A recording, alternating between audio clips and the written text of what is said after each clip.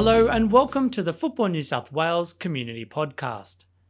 In February, Football New South Wales held its inaugural Club Development Conference at Valentine Sports Park, with over 150 representatives from 81 clubs taking part in the day's workshops and discussions. Over the coming weeks, we'll be releasing community podcast episodes featuring numerous Club Development Conference sessions. If you're keen to view the video presentations, visit the Football New South Wales Club Hub to access the resources as they are added.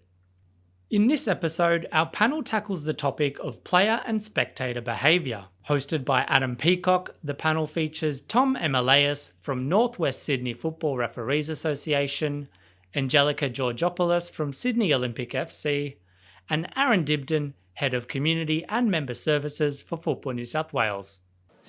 Please welcome to the stage Tom Emeleus from North West Sydney Referees Association, also Angelica Georgopoulos from Sydney Olympic FC and Strathfield FC, and Aaron Dibdin from Football New South Wales to talk about spectator behaviour. So please welcome to the stage. Hello. It's two mics between three, so yeah. Sorry about that. Firstly, from a Football New South Wales perspective, Aaron, just explain your role inside it and what comes across your desk. Can you hear me? Excellent. So, hi everyone, I'm Aaron Dibdin. I'm the Head of Community and Member Services here at Football New South Wales, and I'm pretty much the contact point between all the member associations and the company. I'm trying to make sure that our associations are able to run good competitions and provide a good service to all of our member clubs. And that means that we help out with things like providing template grievance and disciplinary regs, which all of our associations would have just received earlier this week. And we provide advice to make sure that the associations can kind of get through their disciplinary processes in a good, effective and fair way. So we can sort of make sure that we balance the needs of our clubs and our participants, but also the needs of our association to be able to run good competitions. Angelica, to you. So not just one club, you're not busy enough, you decided to kind of be across two. Your role inside that and obviously officiating as well. Yeah, so I'm at Sydney Olympic as the administration manager, so I get all the fun phone calls and the fun emails that we all love. And I've been the junior vice president for Strathfield Football Club for the last 5 years, and I've held that role. Unfortunately, I've had to step down from that now, just taken a position on the board of Football Canterbury. So, yeah, we love football here. Yes, football nut. And Tom, I mean, it's no real surprise what your role is. You're involved in the Referees Association. So, mate, let's get the discussion going about this topic, about what you see, what you get reported back to you in your little pocket of Sydney, or big pocket of Sydney, I should say, and player behaviour as opposed to spectator behaviour. What are we talking about here on a weekend basis? So usual gamut of things that I'm sure most associations see, and you will get poor player behaviour. People are passionate about the game. It's what happens after that. We see everything from the day-to-day discipline things through to things that result in life bans. Fortunately, not that often.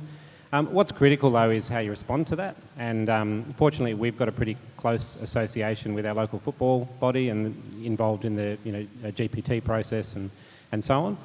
But it's not just about the reactive side after there's been problems. It's some of the proactive things we do to try and improve, respect and so on in the game, so that it's more enjoyable for all participants. We'll get into some of those things that people in this room can utilise and get around. But I mean, I'm sure everyone in this room has had some kind of report come back on a Monday, as if to say he or she did what, as in player or spectator did what, but.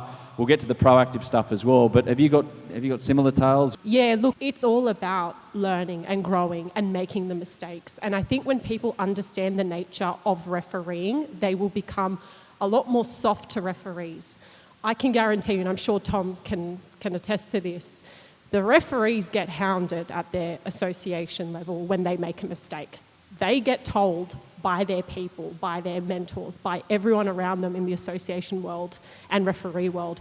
They don't need to hear it from a parent or from a club personnel because they know. So I think it's really important to know that they're growing, and a lot of the time they are underage, a lot of the time they're 15, 16, 13 even, I think some of the younger ones.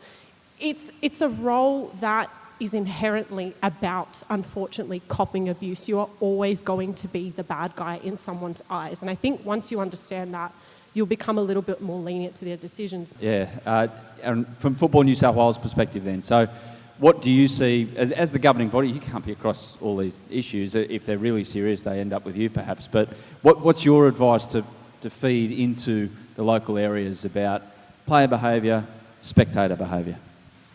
Probably the biggest thing is just making sure that we can set expectations. So we need to make sure that people have a good understanding of what's okay on a football field and what's not. And our rules and regulations were built in a way that sort of sets those expectations and enforces them. When the expectations aren't met, we then have a set of tools that we use to deal with the people who are sort of stepping outside the bounds. So, we have things like codes of conduct, and everyone should be reading their codes of conduct and circulating the codes of conduct, because they set those ideals of behaviour where simple things like we respect the referee's decision. It's really simple, and we understand that people can make mistakes. We be fair to people. We play within the rules wherever possible. Like, we play hard but fair. These things are all about that expectation setting and setting a culture that goes, from Football New South Wales to associations to clubs to teams. Because ultimately it's the teams out on the park that need to sort of live this behaviour. At Football New South Wales, we can have, administrators making certain decisions and giving pronouncements from on high. At association level, we can give pronouncements. Like, I've been an association GM as well, and there is a limit to your powers, but what you can always do is communicate what the standards of behaviour ought to be and set those expectations. And then you expect that those expectations are set right down to team level, and you expect that people will follow them, and then you have tools to deal with it when they don't. Tom, what's the churn rate for referees in your area? Look, our area is fairly typical, and I was just reading a statement on Tuesday from Football Australia's CEO that 40% of referees don't come back every year. And drilling down into that a little bit more, we know that 50% of our first years throw it in. Most of them don't even complete the first year. And people don't realise, you wouldn't abuse a 14-year-old kid walking down the street, but they've got a referee's kit on, they're fair game, have a crack at them for that under 12 offside or whatever it was. So it doesn't take much, especially for a young, junior referee to get scared away from the game and throw it in. And that's, the upshot of that is you just end up with less and less experience. You don't give referees the chance to develop and so on. So that's what we try and fight hard against. But look, I've been involved in this for over 3 decades, and that churn rate hasn't changed. Wow. Yeah, it's concerning because, during COVID, kids worked out that they can have as much financial benefit from flipping burgers or whatever like that than refereeing when games weren't happening. It's much easier that way. What do you see as well with, particularly female referees, about how they feel about walking out onto a pitch early on? Because they are going to make howlers. They are going, like players, that open goal. Players are going to miss an open goal. Referees are going to make a decision. You look at it and you go, how on earth have they not seen that? But it is going to happen. So what can be done, Angelica, to kind of help that process? I think it's acknowledging as well, a lot of women can probably relate to this. We tend to be perfectionists. And so I think the biggest problem with female referees is getting that concept out. I'm not going to get this 100% right. If you're a referee and you get something 100% right in a game, can you find them and appoint them in my direction for my games, okay? So inherently, I think women tend to be more concerned about being perfect 24/7. And I think it's about getting that out of our system of, hey, you're going to probably only get 80% of this game right. And that's okay, because that 20% is where the association, the referee association comes in, and that's where you learn, that's where you grow. So really advocating that referee isn't about getting it right 100% of the time, about advocating the fun of refereeing, the empowerment you get as a referee, and especially for women who want to kind of step into the game but maybe don't have the passion of playing or coaching, but they want to be a part. And a lot of those girls know a lot about the game but just feel very scared to come forward and say, hey, I want to referee, where do I go? So making sure that there's a channel or a pathway where it's easy for them to approach someone and say, hey, I want to referee, what do I do? We have to make it as simple as possible. Don't overcomplicate it. See this person, talk to this person. And I mean this nicely, and I don't mean to offend anyone, but they're not going to be more inclined to see an older guy who's been there for 50 years or so, they need some young people present on the ground that they can talk to. And that's not anything to say about old people. I love them. They're full of knowledge, okay? But it's actually about being accessible. And if you are an older person who is very talkative, that's great. You need to be talkative. You need to be on the ground and just be a point of reference and say, hey, is anybody interested in reffing? It has to be easy. How do you get the message across to your young referees who may be wavering about, they've copped abuse from players? And sometimes I feel like the players are the least likely, if you know what I mean, because they're in the game. And a couple of weeks ago I was at a game, just a side note, and a referee refereeing a NPL first grade game, he just went over to the players who were having a bit of push and shove, and he goes, righto guys, put your freaking handbags away, stop carrying on like a bunch of little children and get on with it. And he added a couple of words that I probably shouldn't say on stage. And the players just looked at him and went, oh, yeah, right, mate, cool, no worries, and walked off. It was very effective. So I'm not suggesting that your 14, 15-year-old rocks up to do that when he goes to referee the ALs, but how do you kind of get across to your young referees about, stick with it and it will get better? Yeah, so first of all, we do give them some techniques right from day one that we know will help deal with it. So if you've let a tight offside go and it's gone through to goal and they're all turning around having a go at you, just tell them number 8 kept them onside, and everyone has a go at number 8. And if you're not sure, just pick one. You've still only got one player having a go. So techniques like that, they can learn from other refs, but really important is support. So we, like in our association, we've got a junior vice president who's not an old person. They're usually about 20, 21, half a dozen years experience, and we make sure they introduce themselves, at least electronically, to all our new juniors as a point of contact. And then we're very careful. Saturday night as the reports start coming in, sometimes official reports, other times emails, phone calls. Any hint of a referee having had a hard time, we're in touch with them, mentoring them, supporting them as quickly as we can. And if I can just give one really quick anecdote on that, a number of years ago, a young fella up at Arcadia Oval literally went home in tears at half-time on under-9s game. Would have been the end of his refereeing, I suspect, and we spent quite a bit of time with him and his mum and developed him. He's been on the A-League the last 5 years. Oh, wow. Can you name him? Carney Robinson. Oh, cool. Good stuff. Good story. Aaron, we've seen things like, and people in this room probably have them up, but things, it's like just that little message about these are kids, refereed by kids, this is not the World Cup, stop treating it like the World Cup. Signs like that, put it next to the canteen, hopefully people see them and they can see through their own rage that might be building and take out their weekly frustrations on some kid. But any other ways you can get ahead of the game in terms of messaging before games, around games? I think this sort of comes down to the clubs, comes back to having the clubs sort of set their own culture and set their own expectations. This is how we're going to treat referees. Because I remember when I was at association level, I was GM of the Eastern Suburbs Football Association, and clubs would contact us and they'd say, why can't you get more referees? Like, snap your fingers and make these referees appear. And it just doesn't work that way because the referees don't show up if they're having a bad time. So if the clubs are behaving well and the clubs are setting a good environment, then it makes it so much easier to attract the referees and ensure that referees are having a good time. And referees know when they make mistakes. Referees are their own worst critics. And the second worst critics are other referees. And that's before you get to the players.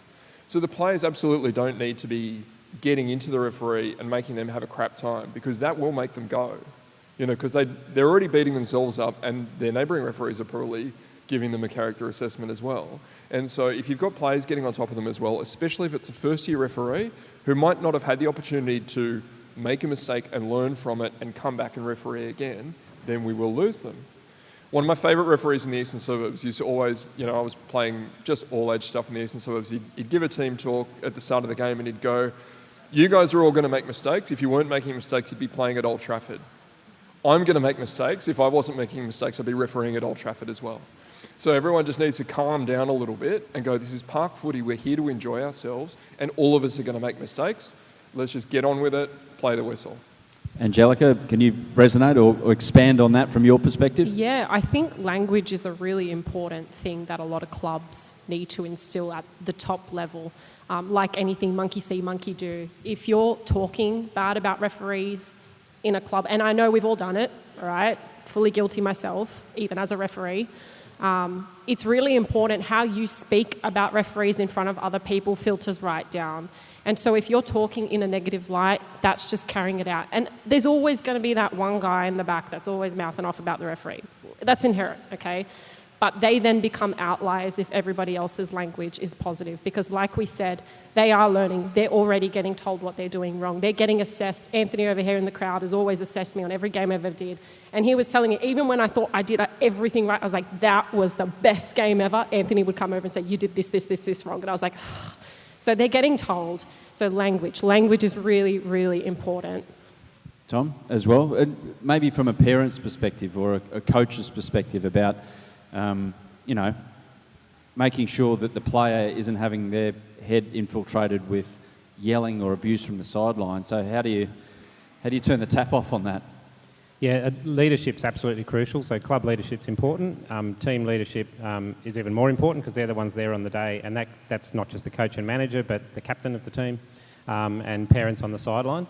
And the clubs that do it the best, that then end up getting the best coverage and the referees enjoy going there and so on, are the ones that stamp on issues straight away. So don't be the silent parent or coach on the sideline when someone's misbehaving. You deal with it, so the referee doesn't have to. And similarly, as the captain, one of your players is getting in under the ref's skin, you deal with it before you go down to 10 men.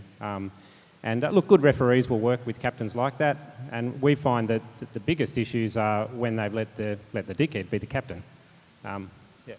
What about from say down the line, so a governance structure in terms of committees hearing suspensions and what kind of punishment you might get? What advice would you give to people in the room about making sure those structures are in place so any punishment that needs to be handed out is in place with what has taken, so there's not people getting off light, and conversely there's not been people chucked in Long Bay for 3 years for something that might have been a 6-weeker? Yeah, really good question, and I don't know about other associations. We've certainly aligned directly with Football New South Wales GPT guidelines, which obviously helps when things are appealed and so on, and they're pretty good. A lot of good minds have gone into developing those. And I'm always surprised when clubs come back and say, look, I can't believe they got 4 weeks for that or something. The suspensions are determined by the clubs, not by the referees. So there's almost a very detailed look-up table of what people will get if they do this and so on. And then there's a fairly, as objective as it can be, process to determine where each incident fits on that. And I think the key then that sometimes gets missing is transparency. So associations need to perhaps depersonalise the outcome, so don't say which club and which player, but a player in the all-age did this and this was the outcome. And that raises awareness that it's a disincentive for others to do the same. Where are those guidelines available? Just on the website, yep? Yeah, so that's the Football New South Wales Grievance and Disciplinary Regulations. So they're available in the resources section of the Football New South Wales website. Also, each association has been sent a marked up copy of the Grievance and Disciplinary Regulations. If they want to adopt those regs, they can. A number of associations have, like North West Sydney Football has in large part adopted those regulations. They're pretty widespread, and as Tom says, the schedule of penalties is really clear. You can work out from a referee's report where a particular offence is going to sit. I mean, sometimes it takes a bit of debate, but you can find out roughly where it's going to get, and you can kind of price up an offence. And if someone in your team has just done something really stupid, and you think that the report's going to outline a particular type of conduct, you can start working out how many weeks you're going to be missing them for. So those things are there, and people should look at them, certainly before they start complaining to referees, I can't believe someone got 6 weeks for something. No, the rules are set. Like, there's a process for dealing with these things. Associations are generally really good at walking these things through their processes and making sure the correct outcome happens. We don't get that many appeals come through. So we do this properly, and we make sure that the associations do them properly. How did you, though, deal with the one last year? I'm pretty sure it's not on the list. There was one in an NPL game last year with a player got sent off, and he actually went into the referee's room and just started walking around don't know what. He went into the referee's room, which when the game's still going on, by the way. Now, old mate, he's never going to be a good crim because the VO was actually set up on the far side of the ground. It was looking straight across the ground, right into where the referee's room was, where you could see him open the door, walk in for 30 seconds, and then walk back out again. So, not the cleverest bloke in the world, but unusual situations like that, it even covers things like that? I can't speak specifically to that matter because I don't have any knowledge of that. The regs are written in a way that you can basically look at a particular set of behaviours and you sort of see, this fits here, and there may be multiple charges. So if someone gets sent off for a bad tackle and then gives a referee a character reference on the way off and then starts having a go at the opposition benches, you can start stacking up the offences. And the table of offences is quite large, so there's something to describe almost everything. Yeah. They do have a couple of catch-alls in there, so that'd be an easy misconduct. Yeah, fair enough. What about coaches as well, Angelica? Because they're emotionally invested, about 95% of them way too emotionally invested in a game, pretty much. What's the best way for an association or a club to tell coaches, we know you want to win, we know you want to have a great time by winning. How do you just take the foot off the gas? Yeah, so obviously that starts to get a little bit more problematic as you become more elite in the football space. But I think education is really important. I think you'll be very surprised how many coaches are out there who actually have no idea about the guidelines, about the rules, about the regulations, about the policies. You'll be very surprised how many don't know how many weeks you get if you do X, Y, Z on a field. So I think if the coaches are across that, you'll find their behaviour immediately starts to back away and they then become more compliant. But I think a lot of the time they get away with it because they actually don't know. And I am going to say that some of them are a bit ignorant and want to just stick to football and their team and this. But I think it should be in there at least some sort of form of education when they're coming into a club saying, hey, have you read the guidelines? Are you aware if you do this, if you do that, you're going to get X, Y, Z? And I think you'll find a lot of them don't actually know that. But as of course, the elite space becomes more and more, you're always going to have that competitiveness. You're always going to have the parents who are pushing the coach to achieve something, and that's a whole other can of worms. So it's really important that the coaches also feel like they have some sort of support, because if they actually don't know, they need someone in the club to say, hey, can you let me know about X, Y, Z? So it's about being transparent. It's about creating a path for our coaches to have some sort of support network. Tom, one of the last ones for you is some proactive measures. Any other proactive measures that we haven't mentioned up here that clubs or associations can use to get ahead of the game from what you've seen in your experience in this space? Yeah, Northwest Sydney has a Fair Play Award, and it's completely statistically driven, so it's not subjective. There's probably about 3,500 incidents, if you count a yellow card as an incident, in a season of 18,000 players. And so we just do a ratio. They're basically weighted to create a total and do a ratio against the number of games and therefore rank the clubs. And I think I've been encouraging, and the association's been fairly receptive to giving that a fair bit of weight at their AGM, announcing it, seeing how people go with that, because it's a crucial piece of feedback on what's working and what's not. And then we take that a step further. So I've had a number of clubs since then contact me and say, hey, where did we finish and why? So I might say, you guys were 15th, you're only mid-table, but if I drill into your 1,200 players, here are the 10 that stopped you being in the contention for the award. And it's often as little as that, and if they know from that data, listen, we've got these handful here that we've got to work with, or it might be one team, they can address that, and we've seen a lot of success with that. And it can just be putting guidelines around, if you're coming back this year, this is what we expect, or in the worst case, you use your discipline processes to prevent them registering again. Good stuff. Has anyone got any questions at all about this particular subject and referees and how to deal with clubs and all of that? Yes, one in the middle there. We might get I know we've got all the mics up here actually, so just yell it out and I'll repeat the question if you can. So from a risk management perspective, who's the most effective person to go through? The most offending. Oh, most offending. Okay, yeah. Who's the worst? Players. Are they? I would have thought coaches. There's more players, I guess, isn't there? Particular age group? Yeah, age group and gender. Gender, great question. The worst behaving female division in our area got a better score than the best behaving men's last year, so that ticks that box for you. What a shock. And then, yes, in terms of overall performance, generally the more competitive the leagues, the more incidents there are. It might also be because there's more experienced referees, so there's people getting away with less. But I would say the more social it is, generally the better it is. Do you provide the refs, by the way, for Spirit NPL? Oh, that sounds like a trick question. A lot of them will come from our area. Yeah. No, I just got some cash in the car. I'll flip you to you later. No one's playing later on, so I wouldn't do anything like that. That happens in Eastern Europe only. Any more questions? Is there one down the front? Yes, just from over here. Wait for the mic.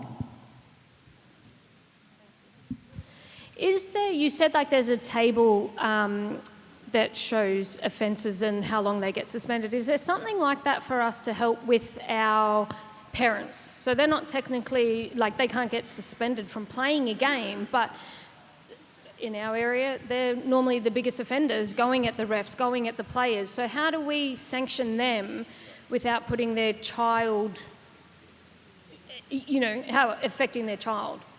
Look, that's a really terrific question. It gets to one of the hardest things that we have in club management. And so within the regulatory structures of football, a player is always able to be captured under the jurisdiction of our judiciary processes because they're a registered person. And so they or their parent have agreed that they'll be bound by the rules and regulations of the association, the club, etc. Spectators are hard to reach because they may not necessarily have personally agreed to those rules and regs. And, in a previous job, I remember bringing an appeal to Football New South Wales. Well, it was found that certain people got off penalties that had been applied to them because they hadn't actually personally registered. And so that's really problematic when you have that jurisdictional issue of not being able to sort of grab someone and go, you've done this, and so I'm going to suspend you.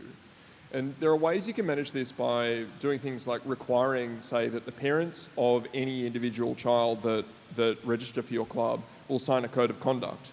And you agree that you've signed this code of conduct, this is the standard of behaviour you're going to be held to, and the consequences for breaches of this code may include that you are suspended from, you're not allowed to attend matches, and you can take that all the way up to saying repeated breaches of this code of conduct may include, consequences for repeated breaches may include, well, deregister your child. And so that way you're sort of claiming that right to say, this is really not on. You can't do this. Repeated offences are going to be taken, really seriously. And that way, it's also just a way of saying, right at the very start of the season, when the kid shows up, the parents know what they should do. They know what's expected of them. And so that expectation setting exercise is really useful at a club level, but collectively it goes right up to the association as well, because the association doesn't want to be seeing matters where a parent's been a dickhead on the sideline. Because what's meant to be happening is the kids are meant to be out there having fun. Like, I don't know if this is a surprise to anybody, but football's meant to be fun. So people go and chase the ball and they try to put it in the back of the net, but they're meant to be having fun. And the parents are meant to, honestly, keep stum. Like they should let the coaches do their job, let the kids enjoy themselves.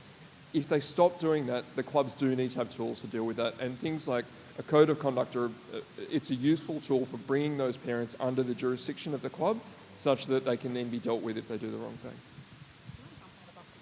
Sorry, just to jump on that, if you have a spectator that isn't necessarily affiliated to a team or a player might be a relative, so they're definitely not a member of the club, the best process is to make sure you have your ground official and let them deal with it, escort them away. If it starts to escalate, that's when you bring the police in. And I think that's just the formal process, especially if it is a spectator, you have no idea who they are, who the hell are they. You ask them politely, you implement your formal process with the ground official or club personnel, and then if it doesn't get any better, that's when you call the police. Any more, or we can... Oh, one down here. Yep.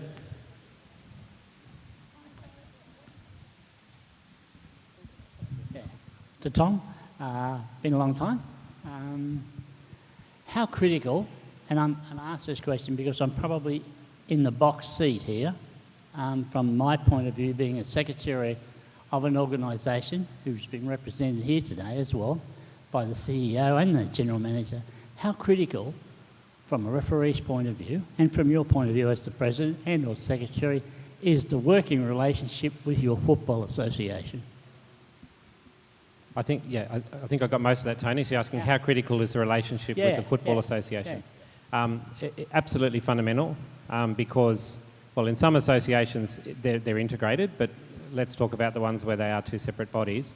You're both there for the same reason, to help 15,000, 18,000 people enjoy their weekend football.